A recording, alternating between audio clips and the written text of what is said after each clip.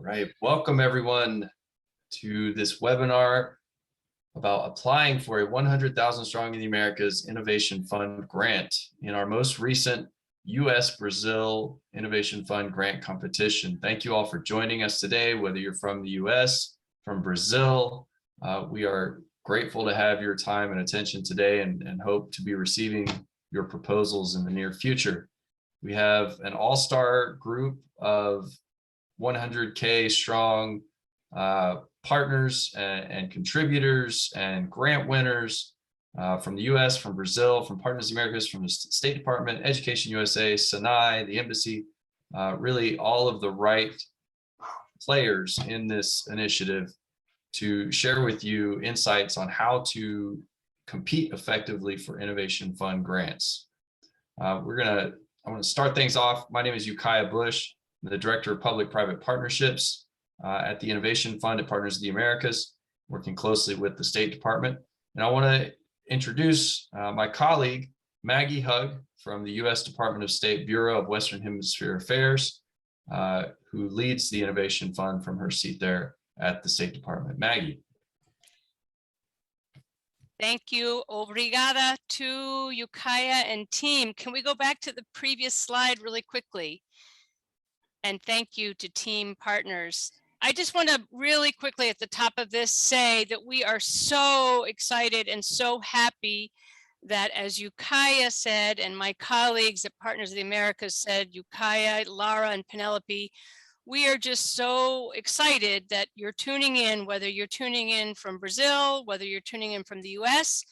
You know, let us know. You have the chat box. We are also the chat box also serves as a way for all of you to get to know each other as we go along with the workshop today, the virtual conversation today.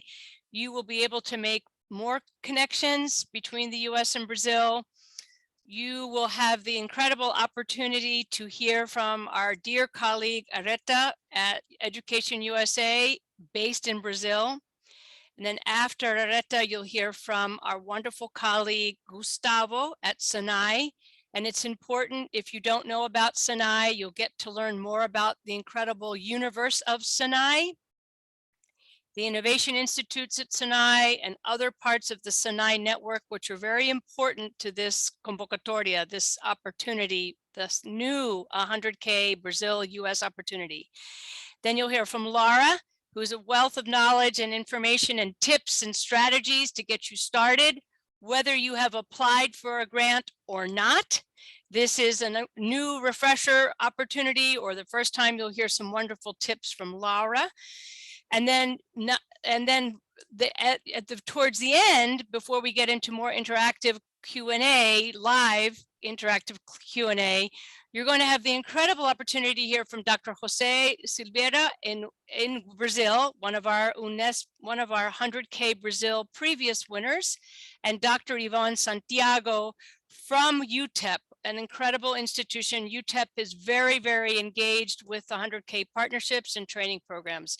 Real quickly, we'll go to the next slide and then I'll go off, which is just to say that we want to remind everybody, whether it's the first time you're hearing about 100,000 Strong in the Americas, or you're already part of the 100K network, as we say in shorthand, remember that this is a very big public-private sector partnership between the Department of State, where I am in Washington, DC, the Bureau of Western Hemisphere Affairs, Partners of the Americas, also based in DC, our US embassies. We have Leonardo here from the past Brasilia team, the US embassy team in Brasilia, very, very important to our partnership with SNI. And then, of course, companies and foundation and regional governments and higher education institutions, all of you who are joining us.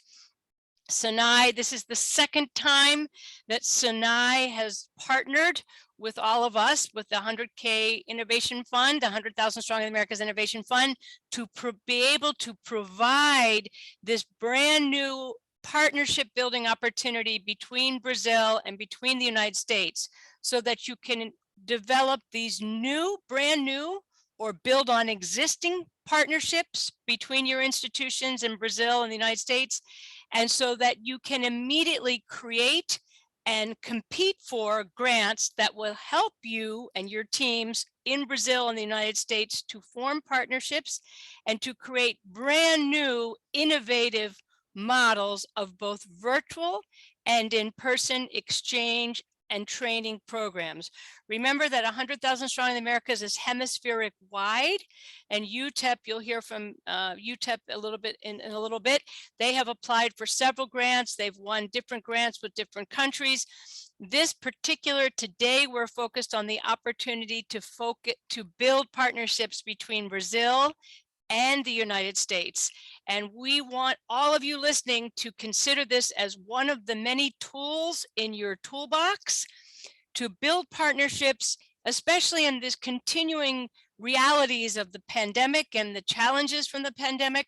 These will be for grants, as you'll find out very soon, that would start in 2022. So we're excited that you're all here. Muito obrigada. And over to Areta for her presentation so you can learn more about the important networks at Education USA. Thank you to everybody. Areta, before you start, if I could jump in with just a couple of logistical announcements that I neglected to make at the top of the session. We do want to point out we do have simultaneous interpretation in English and Portuguese for the session. If you click on in the bottom panel, that you should see an interpretation option, and then select the channel according to the language you prefer. And also, if you have questions throughout the session, please put those in the chat or in the Q&A, and we will respond in writing, or we will direct those to the appropriate panelists during the Q&A session at the end of the webinar. Thanks. And with that, I'll pass off to you, Areta. Okay, thank you. Thank you. Just give me a minute so I can share my screen.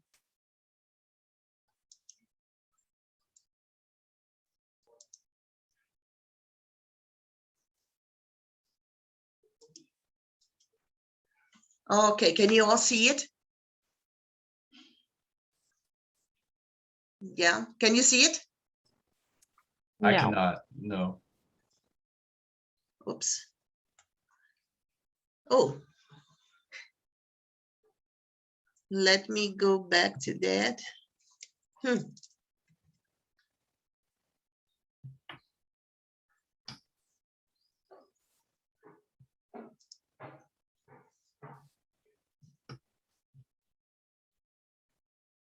Well, we tested that, Yukaya. Yeah. Yeah, it worked. It worked moments ago. If you prefer, okay. I It's have all the right. present. Okay. So first of all, yeah, thank you for the invitation, and thank you for the opportunity to talk on behalf of the Education USA Network, mainly the advisors in Brazil. Yeah. So before, let me just move that to the. Yeah, so I believe that many Brazilian universities, the role of the Education USA offices in Brazil is to help our students, pursue studies in the US. But one of our important missions also is to liaise between Brazilian and American universities. And this is the opportunity that we have when it comes to 100K Strong in the Americas initiative, is to play our role and to help you connect with US institutions. This is our mission. So our mission is to promote higher education in the US.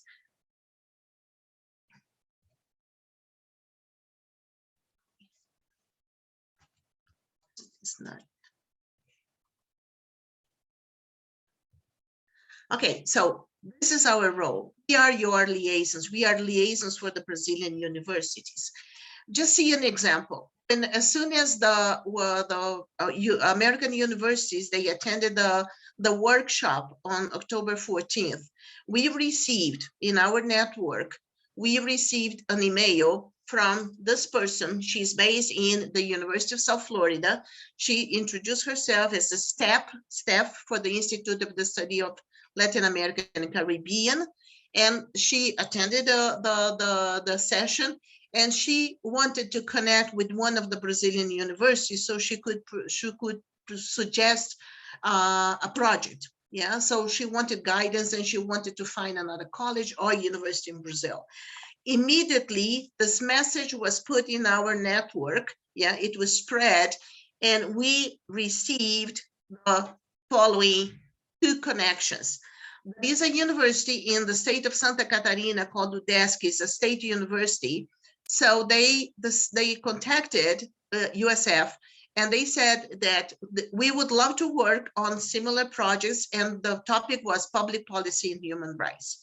At the same time, another university in Brazil also connected USF, and this is the Federal University from Minas Gerais, and they already have a project on refugees that is going on, and they wanted to join the University of South Florida, and continue with the project. I personally, I'm very proud to say that Education USA, my office, was also instrumental in the first round for capacity building. The first round of 100K Strong in Americas, when it was launched in Brazil, my university contacted the office because of the Education USA, and they said, okay, Areta, you know US, you know the American universities, let's join this initiative. So our university, Phi Centro Universidade, we partnered with Siena College, and we came up and we won the first round.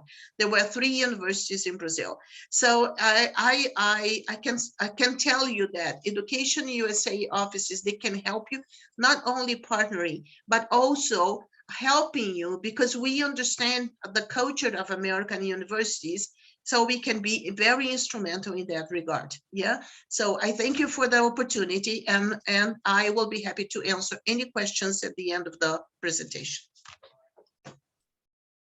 Thank you so much, Areta. And I can't stress enough what an amazing resource Education USA advisors and the REACs are for anything US education related, but especially for creating partnerships and preparing for 100,000 Strong in America's Innovation Fund competition. So thank you so much for being here with us today, Areta, and thank you to all that you and your colleagues around the world actually do to support international education. Thank you so much.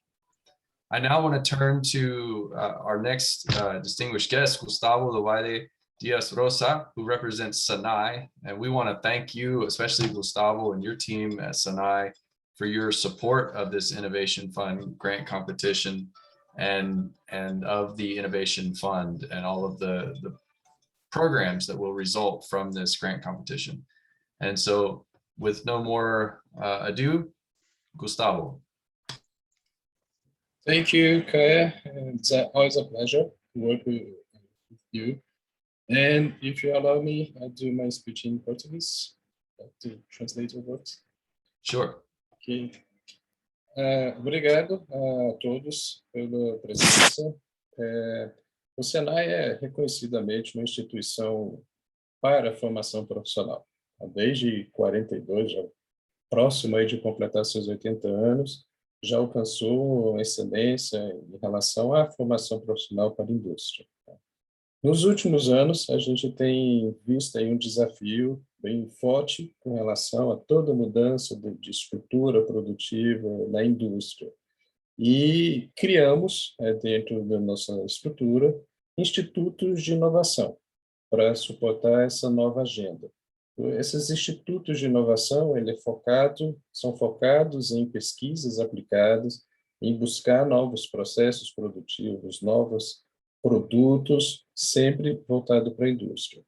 Em paralelo, uma evolução natural da formação profissional, o SENAI também criou suas faculdades, seus centros universitários, para oferecer uma mão de obra para a indústria em alto nível.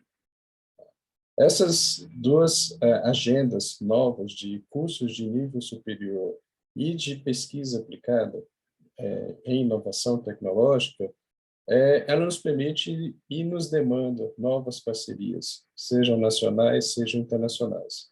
Esse programa com o Departamento de Estado, a Embaixada Americana e a Partners, ele se encaixa perfeitamente em a nossa agenda atual, e a possibilidade de realizar intercâmbios com universidades americanas e trocar experiência, ela é fundamental para a nossa evolução.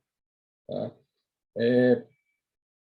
Junto, sempre que possível, com instituições brasileiras que possam fazer parcerias com os institutos do Senai e as faculdades do Senai, será um prazer poder aplicar novos projetos junto a universidades americanas. Estão todos convidados para a gente unir esforços e buscar essas experiências. Tá? Eu fico no Departamento Nacional, da Superintendência de Negócios Internacionais, e junto com a Desirê e a Rafaela, nós montamos esse pequeno time para dar suporte ao programa. Faremos algo similar ao que a Areta tem comentado, faremos aqui uma ponte entre os institutos e as universidades, as faculdades do Senai, com o lado americano. Então, qualquer dúvida com qual instituto, qual Senai, no primeiro contato pode ser conosco, caso não tenha um contato direto, que a gente tenta descobrir qual o instituto mais próximo às demandas, às propostas que vocês desejam colocar. Tá? O que a colocou aqui na tela é um e-mail que criamos dedicado para esse programa. Vamos responder a todas as perguntas e o mais brevemente possível e colocar todo mundo em contato para que vocês possam depois desenvolver, descobrir aí as possibilidades para esse programa. Fico sempre aqui à disposição e vamos para o segundo round. Obrigado.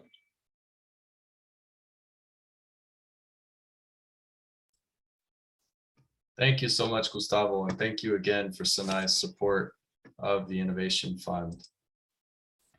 Pass off now to my colleague, Laura Cosette, Senior Program Officer for UK. Thanks so much, Ukiah. So I'll be going over the logistics of applying for an innovation fund, as well as the requirements and eligibility for this specific competition. So the first step is to join our innovation network, which we hope many of you already have.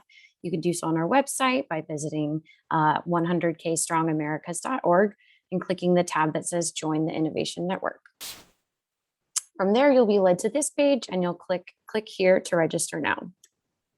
Once you register, you'll have access to our innovation network, including the directory, as well as forums and pages. And you'll also receive all of our updates and notifications regarding webinars, conferences, new competition launches, etc. And you'll also have access to all of the institutions that are also enrolled in the innovation network. This is a great resource to find potential partners, as well as to connect with other interested institutions. The first step to applying is to navigate to the application portal. Our entire application process is online and can be accessed on our website. You will then create a profile or log into an existing account if you've already applied for a 100K Innovation Fund grant.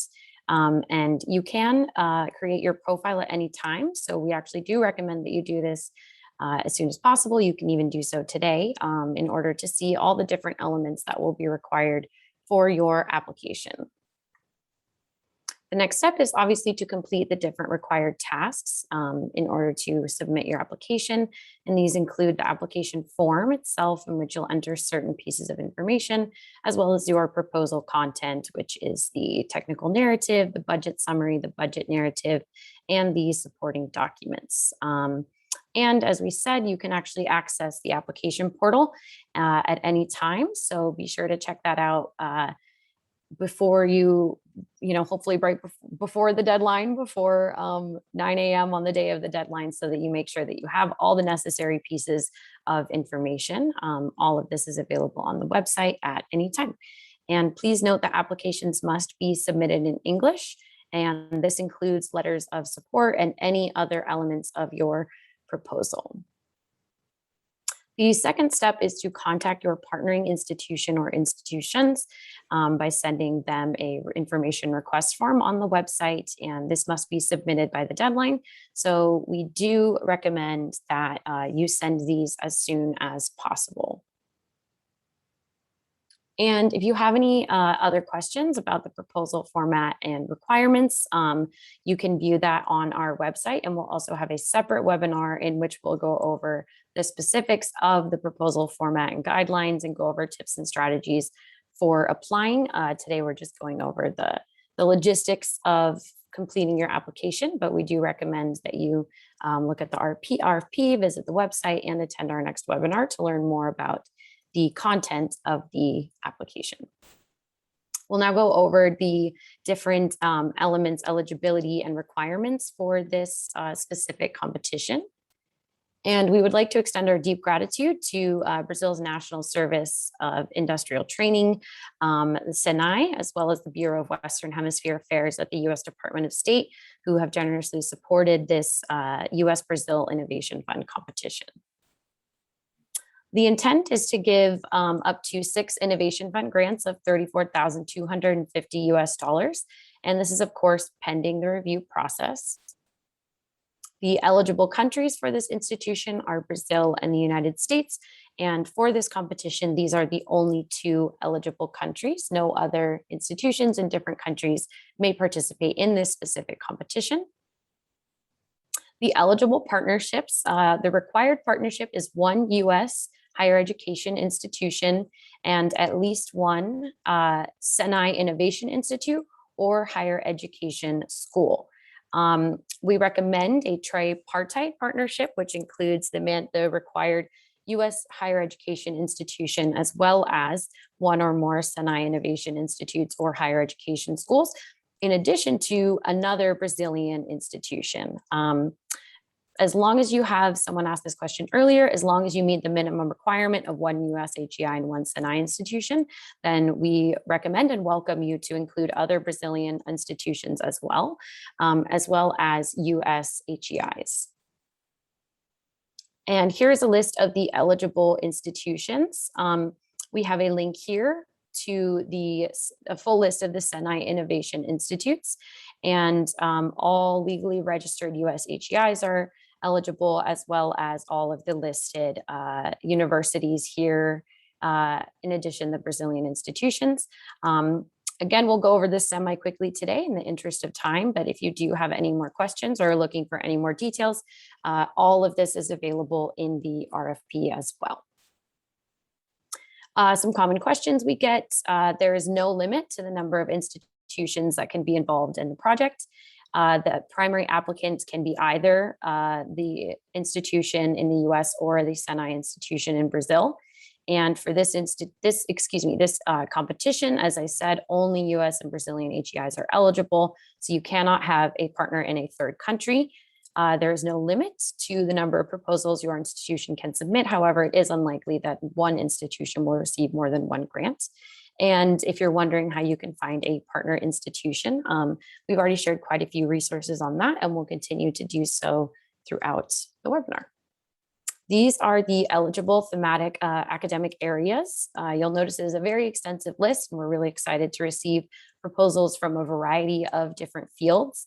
If you're not sure if your program might fall under one of these categories, we do recommend that you provide justification and say how it relates to one of these categories. And, this does serve as more of a guideline than a specific limiting list. So we do recommend that you think creatively and provide the necessary justification if you're not quite sure. And again, this general list, as well as more specific thematic areas, can be found in the RFP. Please note that in-person physical student mobility is required. However, we always ask, and it's always included, both virtual and in-person training and academic opportunities for both institutions. Bidirectional mobility is preferred. That is to say, mobility between the US and Brazil, and then Brazil to the US, but it is not required. Again, we recommend that you provide justification if you are unable to propose bidirectional mobility. There's no minimum or maximum number of student participants. I guess I should say there has to be at least 1 student participant. And there is no minimum or maximum length of stay in the partner country. And again, we do require and recommend a hybrid model. We don't anticipate the global health pandemic continuing to have as big of an impact since we are looking at 2022 for the implementation of these projects. However, we always work with our grantees to adjust these projects and allow for both physical and virtual exchange in the case that that continues to present an issue. Student beneficiaries can be at any level of post-secondary education, but only students at post-secondary education level are eligible to participate. It's also mandatory that students receive some level of academic credit from their home institution. And we do give special consideration to proposals that benefit or propose to benefit underserved, non-traditional, or diverse student populations. And be sure to include a detailed recruitment plan if you do plan to target those groups of students. The competition timeline, obviously the most important thing to note is that the deadline is March 28th, 2022, of course. And we expect to give a notification of status proposal in the end of June 2022, and the award of grant funds to the winners in July and August 2022, with the period of performance being September 1st, 2022 to August 31st, 2023. And all of this information is in the RFP. So we really recommend that you refer to the RFP, the request for proposal. This includes all of the information that I just went over, as well as much more. You can download the RFP in English or in Portuguese, excuse me. And this is available on our website at any time. And with that, I will pass it off to our guest speakers. Yukaya, would you like to introduce them? Great, thank you so much, Laura. And now we are fortunate to have two excellent representatives of previous grant-winning institutions today to share their experience working with the Innovation Fund, forming a partnership, developing a strong proposal, and implementing ultimately grant-winning exchange programs between the US and Brazil and the US and Mexico. So we'll start with Dr. José Luis Silveira from the Universidades, I'm not going to try and pronounce the full name, but Unesp. Thank you, José.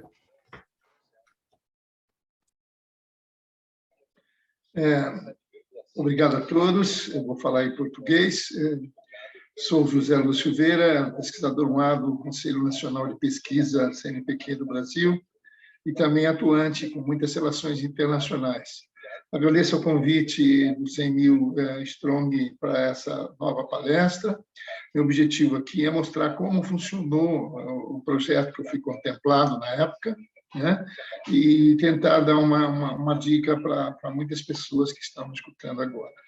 O nosso trabalho ele começou com uma parceria entre a Universidade de Wisconsin e Replicability e junto com a Unesp, nossa área aqui, a área de bioenergia e energia, né? Então, nós trabalhamos muito na área de green buildings, que é a construção de edifícios verdes, incorporando o aspecto de energias renováveis, com redução de emissões de dióxido de carbono, gerando energia limpa para os prédios, esse tipo de coisa. As nossas atividades começou com visita do professor Samir na Unesp, onde ele veio até nós aqui participando de um evento. E o que a gente fez? No projeto nosso, nós mandamos para lá o professor Celso Tuna, que foi falar sobre o uso de biocombustíveis em microturbinas gás e motor de combustão interna. O professor Samir veio antes aqui participar de um workshop com a gente também, um workshop que nós organizamos sobre bioenergia, energia renovável e edifícios verdes. No próximo slide, por favor. Próximo slide, a gente tem aqui a participação do professor Samir com alguns estudantes, por exemplo, da França, estudantes brasileiros, estudantes de Cuba e professores argentinos, a gente tem um evento que nós organizamos, que é o Congresso Latino-Americano Geração e Transmissão de Energia. Esse ano vai ser no Rio de Janeiro, no Cefet, em 2022, ano que vem, em novembro, né? Aqui uma reunião, a figura abaixo, uma reunião lá na Universidade de Buenos Aires, com a professora Daniela Silva Romano, eu da Unesp e o professor Samir, com novos intercâmbios, que esse projeto, além da bolsa, ele permite novos intercâmbios. E tudo isso depois vai ser relatado no relatório final, onde a diretoria dos 100.000 Students nos Estados Unidos vão analisar e vão dar nota se está adequado ou não. Próximo slide, eu posso falar, esse é o professor Teófilo, nós temos aqui na Unesp um carro elétrico, nós temos vários laboratórios de energias renováveis, laboratório de estudo e pesquisa em bioenergia, laboratório de otimização de sistemas energéticos. O professor Teófilo também foi falar sobre energia solar, energia eólica, e microcentrais hidrelétricas, né? E algumas outras áreas relacionadas à energia. Próximo, por favor. Isso são alunos de graduação e de pós que foram trabalhando junto com o professor Samir. Nós mandamos esses alunos para a Universidade de Wisconsin e cada um deles foi falar sobre alguma coisa, alguma pesquisa que estão fazendo na área de edifícios verdes. Isso é muito interessante. Melhorou muito a formação desses alunos, muitos deles tinham inglês não muito perfeito e acabaram ficando alguns dias aprimorando um pouco a linguagem, além de ser uma linguagem mais científica e técnica. O próximo, algumas atividades, esse aluno Christian Lau falou sobre sistemas híbridos de energia solar e eólica, falando sobre eficiência ambiental e ecológica dessas plantas.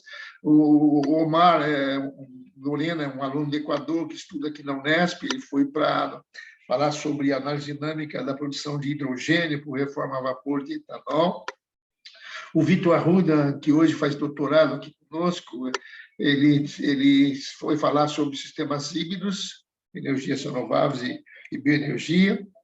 O Fabrício, ele montou um aquecedor solar para aquecimento de água, usando vidros de lâmpadas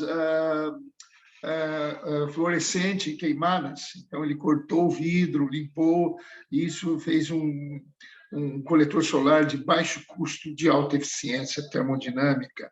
Então, ele foi apresentar o que ele fez lá. Próximo slide, vocês vão ver aqui a recepção nossa de alunos estrangeiros. Então, está aqui, alunos estrangeiros, tivemos 4, 5 alunos dos Estados Unidos, na universidade, 5 alunos, e eles estiveram aqui por um período de mais ou menos aí, uns 20 dias, um mês, e foi muito produtivo.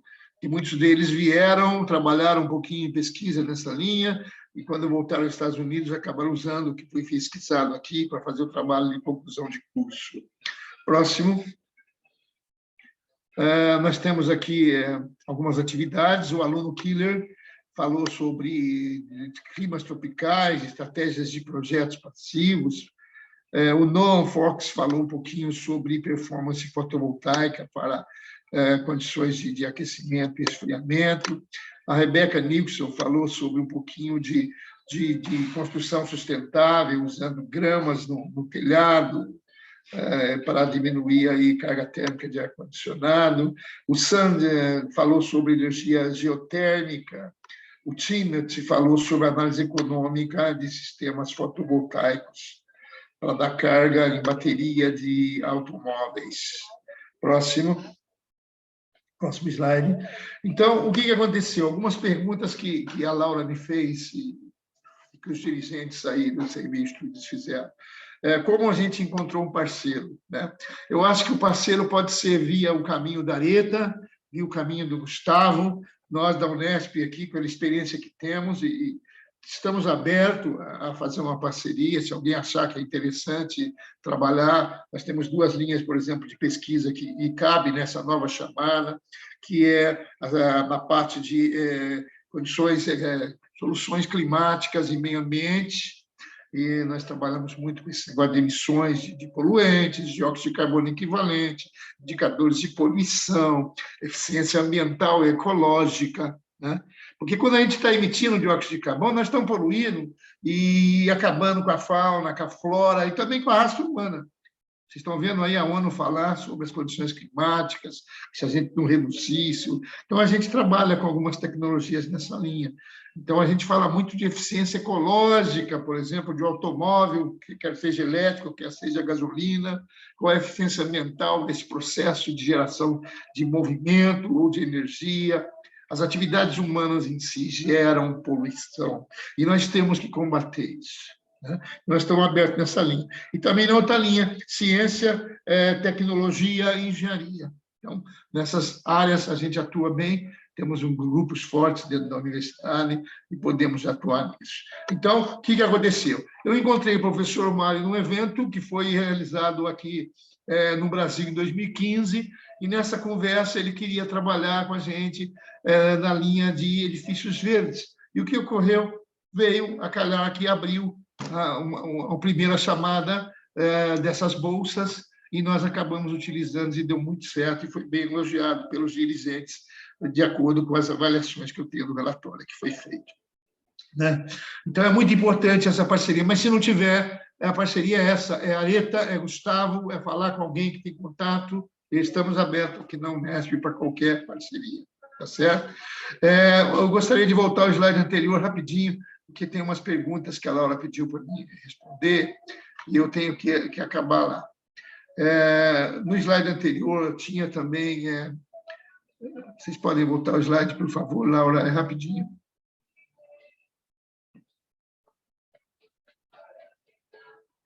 Deu trabalho, desculpem. Desculpe, Meg, estamos tentando aí mostrar para que novos integrantes desse tipo de modalidade de auxílio possam, então, ser ajudados. Aqui é uma apresentação nossa aqui sobre os americanos, os alunos americanos aqui, com os professores, alguns estrangeiros, e a gente fez alguns eventos aqui. Também eu estou convidando a participar do 14º Congresso Latino-Americano de Geração e Transmissão de Energia, que vai ocorrer no Rio de Janeiro, em novembro de 2022. Algumas informações estão aí. Então, o que eu acho? Esse tipo de modalidade de projeto é muito interessante.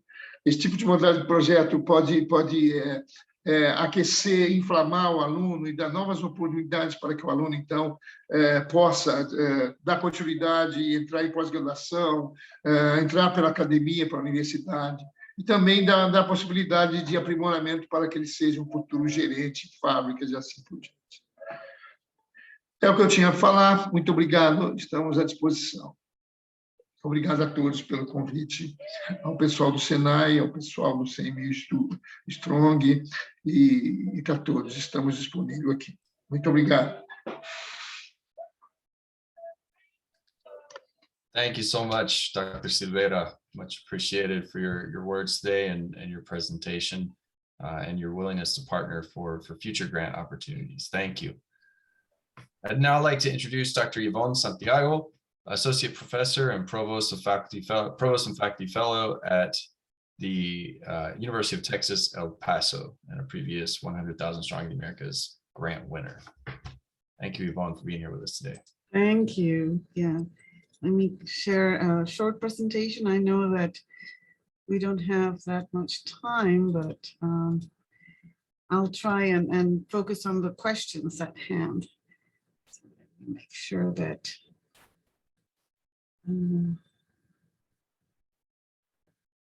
are you seeing presentation mode or? Yeah, if you switch it. Okay, There we go. great.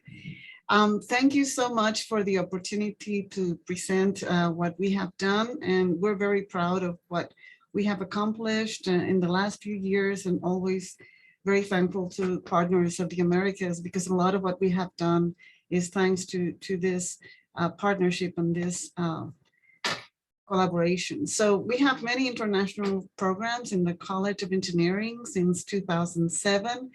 And a few lessons that we've learned is that students are more willing to travel internationally when a member of the faculty is with them, number one. And also the number of participating students in short-term programs is larger than in semester-long programs. So we focus on that. We started our first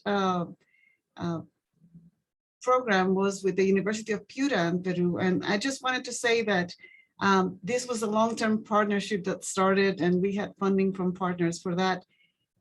Since 2012, we've been doing it, and even in the pandemic, we did it in a virtual study abroad summer program. Ours was the only virtual study abroad program, and we can talk about that some other time. It was a very interesting experience. The format for our US Brazil Innovation Fund competition was we had a Blackboard shell that we shared the the curriculum for the program. We had 1 week at UTEP and 1 week at PUC in Brazil, the Pontificia Universidade Católica do Paraná in Curitiba. So the teams worked remotely between the sessions. We covered several themes in peace engineering. So it's a multidisciplinary field where we use engineering to foster peace. And so it includes a lot of design thinking, peace building, conflict resolution, a lot of team building activities for the two teams, interdisciplinary, multinational, multicultural teams. We talked about gender inclusivity, and we did many different field trips that included not just high-tech, startup incubators, but we visited many of the projects in community organizations. We collaborated with other institutions, Drexel University and the University of New Mexico. And it was a very great experience for the students. So we did it as a project based with final presentation. So the students during the semester had to work remotely. So this is just an example of one of the projects, the restoration activities in Parque Lorenzo in Rio Belém. So we had the students create some concept designs for phytoremediation, and then the design of the cards for the Cariñeros, eco-citizens of Curitiba, Paraná, Brazil. So students worked in that, but I want to skip the technical details and then just go to the important thing for this talk today. So what are the key success factors for our program? Well, it's based on an existing long course. So we developed a curriculum that would fulfill the requirements of a long course. We were very persistent, and there was a strong commitment from all the professors. The funding from partners was crucial. And university administrators, our chancellor, president, provost, the cooperation with stakeholders within universities, our community center for engagement, and other organizations within the PUC in Paraná. It's an activity that the institution supports because it's part of our UTEP's EDGE program for developing soft skills of our students. The replicability is very important. So what we did with the PUC in Paraná, we have duplicated with University of Piura this past summer in a virtual environment, and the sustainability. So we involve our prior partners in everything. So we don't just switch from partner to partner, but in this activity with Piura, we involve the PUC, we involve then our future partners in Colombia. So we try to always engage all of our partners with whom we've developed relationships and not just exclude anybody once we get another grant for funding. The sustainability is really important, and I can talk a little more about that later, or you can contact me and I can tell you about what we're doing. The continued engagement and communication, as I said, I even yesterday I sent emails to our partners about opportunities, about staying in touch. One thing that we've learned is that anything that involves service learning opportunities are always attractive to students. And remember that there is scholarship in service learning. So it's not just about a community service. And the student success takes priority in everything. So what does success depend on? Interested and committed faculty, strong support from our offices, seed external funding like the 1,000K, great support from upper administration, and the availability of funds for sustainability. There are some challenges. I mean, there's changes in the leadership of the universities and colleges. And, once you create a partnership and a relationship, that person is no longer president or dean. So it requires institutionalization of the collaboration. So like an MOU, for example, so that it doesn't matter who's at the top, we still are able to do these collaborations. Some administrators do not probably recognize the value of global activities, and that's a reality. We wish it wasn't like that.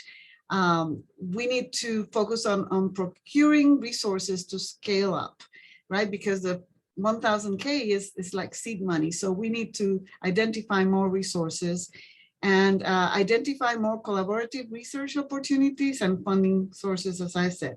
Involve industry stakeholders to identify additional opportunities and projects. The students need to work together, and the only way to work together is in projects. So I want to, for the sake of time, I want to just say thank you to everybody, and here's my contact information, and I'll just focus on answering if you have any other questions. Again, thank you for having me. Thank you so much, Dr. Ivan. Much appreciated. Thank you.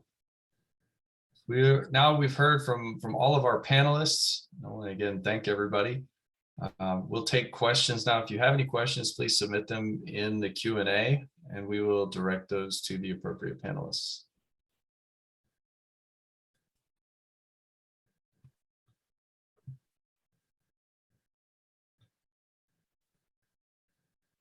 Maggie, go ahead.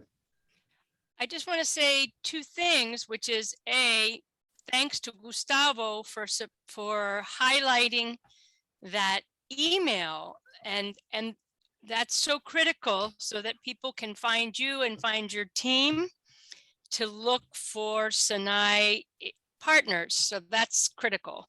And I don't know if it's possible, but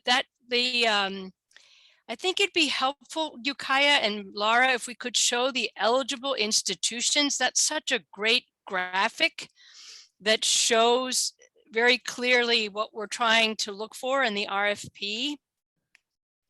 And maybe while people are thinking of their questions, that's just a great slide.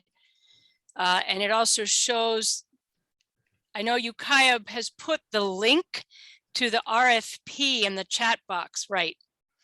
We cannot stress it enough, everybody listening, and then I'll be quiet, I promise, which is that the RFP, the document, the request for proposals document, is a document that we work very hard on to develop between Sinai, the Department of State, the US Embassy in Brasilia, and the team at Partners of the Americas. That RFP document is your guide.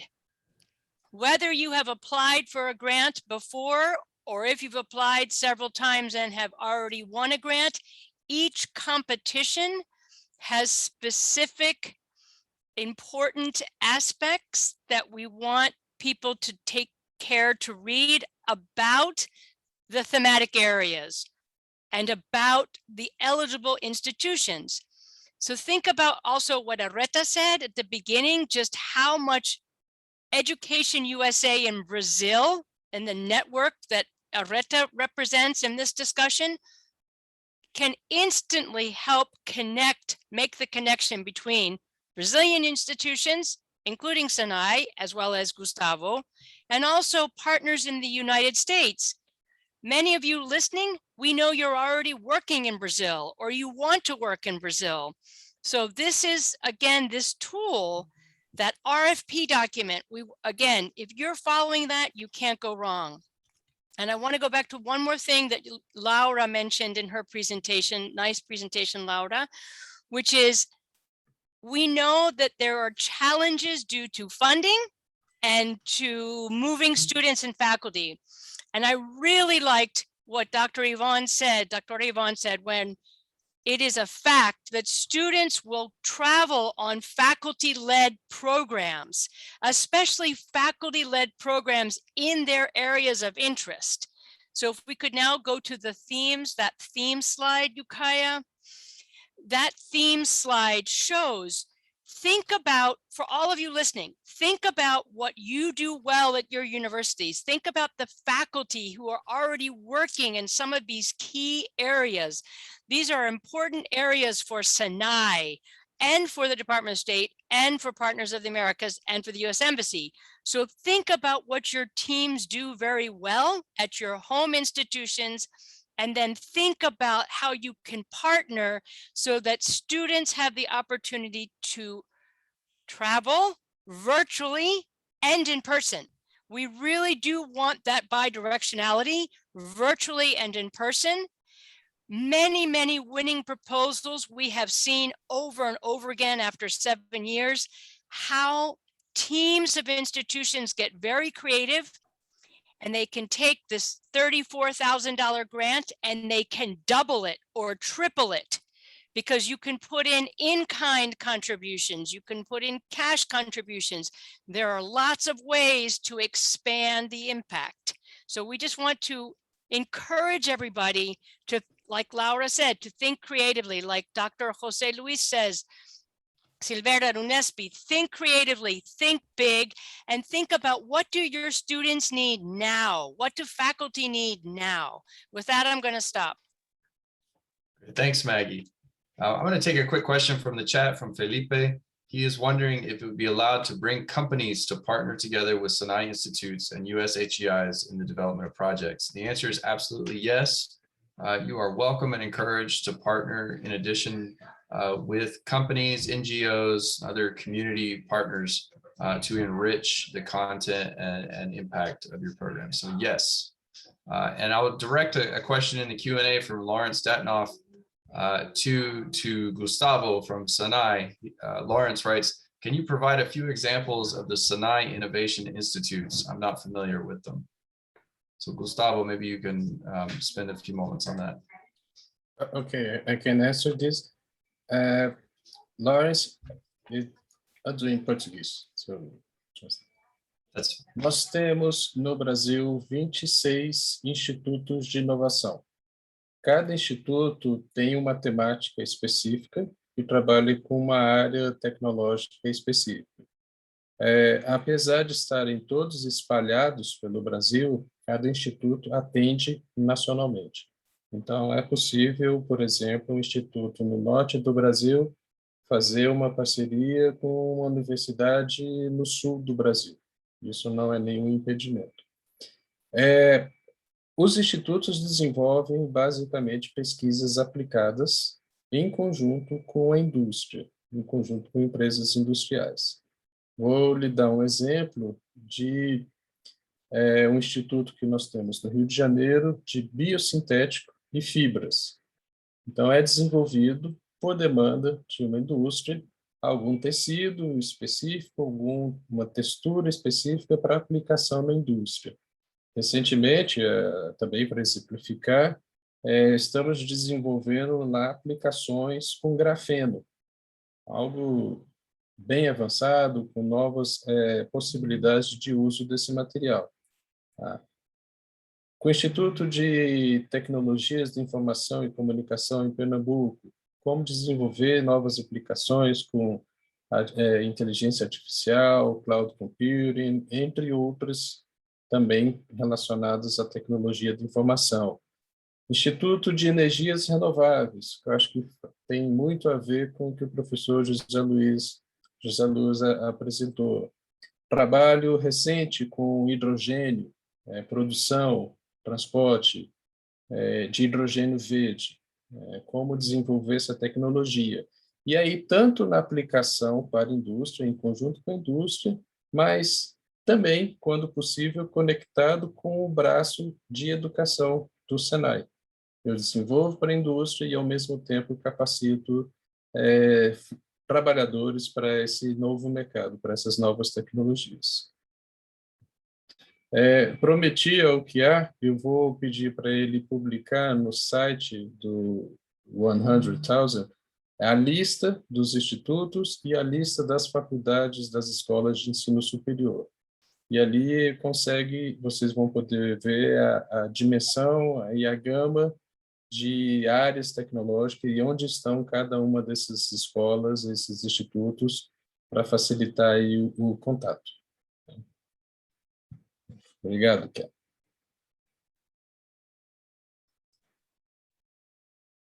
Thank you so much, Gustavo. As he mentioned, we'll get that list and publish it on the 100K site as soon as possible. In the interim, you can review the list of innovation institutes at the link that we've shared in the chat. Are there any other questions? If you have any more questions, please submit them now in the Q&A or in the chat. We'll direct those to our panelists. Areta, did you want to add something? Yes, Kaya, let me just lower that. Yes, I can tell, speaking from the perspective of a participant in round one, I can tell you that it was my first time that I wrote a grant proposal. And, you know, the folks at the 100K Strong in the Americas, I recognize Penelope Kim. Yes, so she would really helped me not only contact, but draft the proposal. Yeah, so she helping me with the wording, she helped me with the logistics, with the meeting, for example, each requirement in writing the proposal. So I am inviting Brazilian universities, don't be afraid. It's simple, and it's you get the help that you need from everyone. Education USA to find your partners, and certainly the staff at the 100K Strong in the Americas, they are very supportive.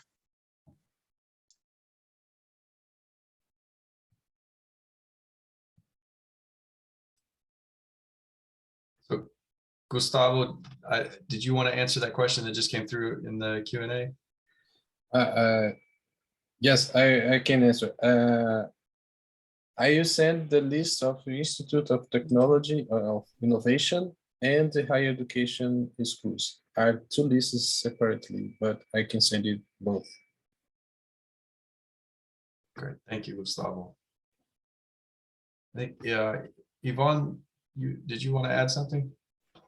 Well, I was going to remind everyone that the timeline is really important because the weather patterns are different. And so you don't want to bring students from Brazil to Montana in December. So, or vice versa, you know. So I think, you know, just be aware of the timeline of everything when you visit each other, and rethink assessment. I think that there can be scholarship in these programs. So I think it's really important to give it some thought, to the evaluation and assessment, to turn it into something that that you can publish and you know, advance your career as well, and disseminate. Be on the lookout for partners. I mean, I know that this is a great opportunity to connect with people, but every time I go to any conference, you know, I'm a big advocate for study abroad programs, and just connect with people from other countries and find what you have in common. And, you know, the relationship we started with Puki was like, even like a couple of years before we submitted the proposal. We met in an educational conference and we started talking like, you know, we have things in common. We should be on the lookout for some funding. And then an opportunity came up. So don't wait until, I mean, it's good even if it's late, but just keep looking. You never know, and develop these relationships, and this can take a long time, right? And common things, you have to find them. You know, like peace engineering, we were working with industrial, mechanical, civil, computer scientists, and who would have thought, you know, that we could all work together. So from that perspective, just think broadly. And what is important here is what the students experience and the skills they gain. And I didn't focus so much on the topic, but on the skills that the students were developing. The cultural sensitivity that they develop is so important. And so just, you know, think broadly and think globally as well. So thank you.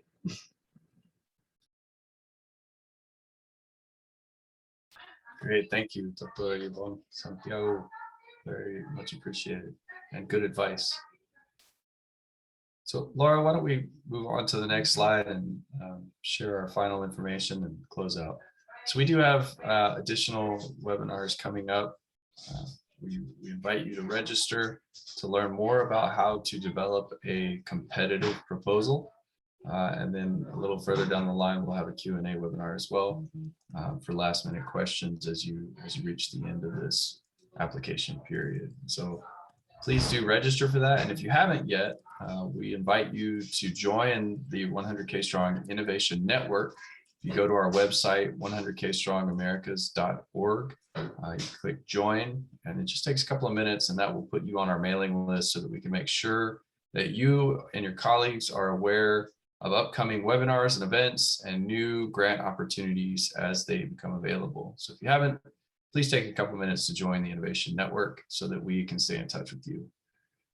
And with that, I just want to thank our panelists again, Gustavo, Yvonne, Jose, Areta, Maggie, Laura. Thank you so much for being with us today, and a huge thank you and expression of gratitude to the State Department Bureau of Western Hemisphere Affairs and SANAI for supporting this grant competition, along with the embassy in Brasilia, the U.S. Embassy in the Public Affairs section there, Leonardo, and Todd.